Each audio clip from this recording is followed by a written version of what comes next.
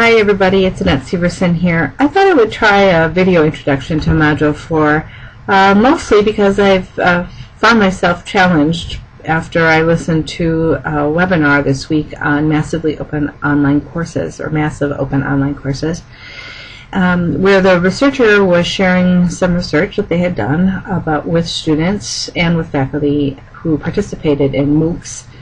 What they found was that students really liked being able to see the faculty member as part of the course.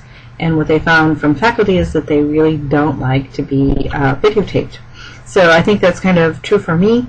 But I'm going to stretch my boundaries and I'm going to post this video, and I hope you find it helpful as we sort of debrief Module 3 and then look forward to Module 4. So I think Module 3 was our opportunity to really be challenged by the technology.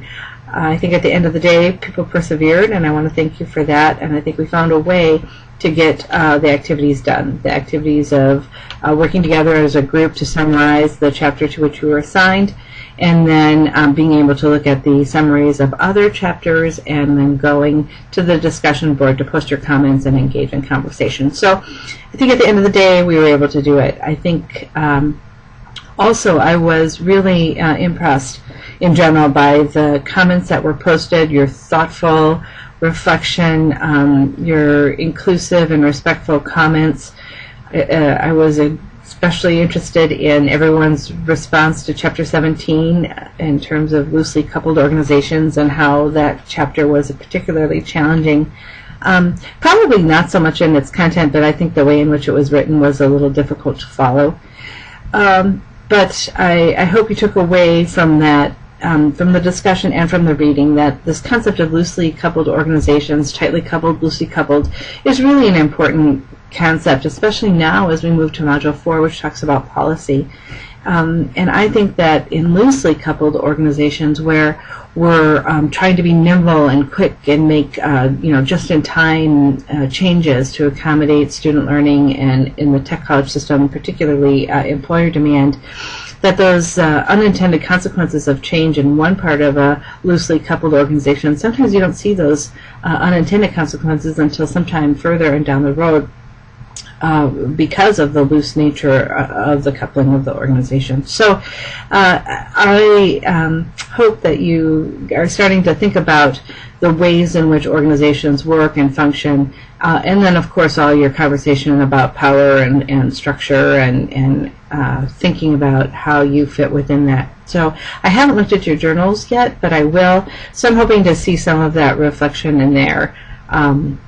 In terms of actually grading the discussion forum, I had said that I'm not going to do anything with that until Monday, in recognition of the fact that the technology really got in the way. So you will should expect to see some feedback on both your journal and on the discussion forums sometime after Monday and through Blackboard. So now, looking forward to Module 4, which is about policy, and I'll tell you from my real job working at the Wisconsin Technical College System Office, policy is a huge part of what I do in terms of policy, developing policy and measuring compliance with policy. It's a very interesting concept just in general. You're going to learn or read more, fill in the gaps of your thinking about policy, about some funding issues, policy and funding. And then really I'm hoping that you get a chance to really interact with the concepts, the three critical concepts, I think, of academic freedom, accountability, and autonomy, understanding the tensions between those. And especially, given some of the things that we've seen in the post-Act 10 environment, and hopefully some of you saw the release of the gainful employment data.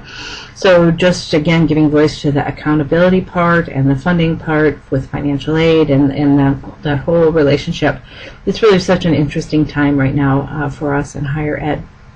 So with that, I think we've structured, again, you're in only 4 groups for reading. The reading and the text is not very much, but there are some additional activities.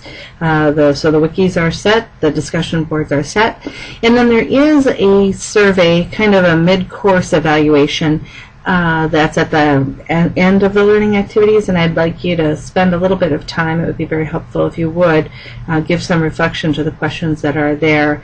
If there become apparent mid-course corrections that we can do or that I can do to make this a better experience for you, facilitate your learning, I'm more than happy to do that. And then I guess one last reminder is about your annotated bib. I hope you're still all making progress on that. I think as you get closer and closer, this course is moving very quickly, so as you get closer and closer to that deadline, maybe you should start thinking about completion versus perfection, and at least get your work tuned up and in a place where you're feeling comfortable submitting it. So with that, and with